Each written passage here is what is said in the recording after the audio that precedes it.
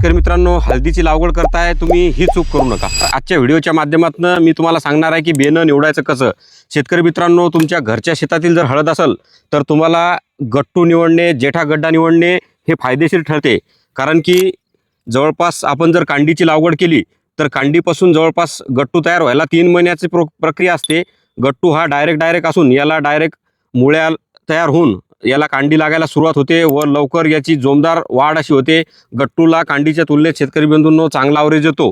तर कांडी जर तुम्हाला विकत घ्यायचं असेल बेनं तर कांडीच घ्यावी लागते, कारण की गट्टूची संख्या वजनामध्ये जास्त येते, आपल्याला ते महागात पडेल। पुढच्या वर्षी तुम्ही घरचं लावत असाल त्यावेळेस तुम्ही हे करायला हरकत नाही। बेनं निवडताना शेतकरी बंधूंनो घ्यावयाची काळजी, तुम्हाला जवळपास कांडीची निवड करताना 40 ते 65 ग्रामपर्यंत एका कांडीचं वजन असलं पाहिजे। आणि त्याला जे असे डोळे येतात, आता या कांडीला तुम्ही बघू शकता उपफांद्या जे आहेत ते जास्त आलेले आहेत। हे जास्त लांबीचं बेनं घ्यायची गरज नाही। त्यामुळं काय होतं शेतकरी बंधूंनो, बेनं आपल्याला कांडीची साईज जास्त असल्यामुळं जास्त लागतं। तर मीडियम याला जे असे साईडला उपफांद्या आलेले आहेत असं बेनं आणि जाडमध्ये कांडी घ्यायची आहे। असं बारकोळ बेनं जे उपखांडीचं येते उपफांदीचं असं बेनं निवडायचं नाही, याची लवकर झाड तयार होत नाही, पाहिजे असा ॲव्हरेज या बेण्याला येत नाही। त्यामुळं बेनं हे सशक्त आणि जोमदार असणं गरजेचं आहे।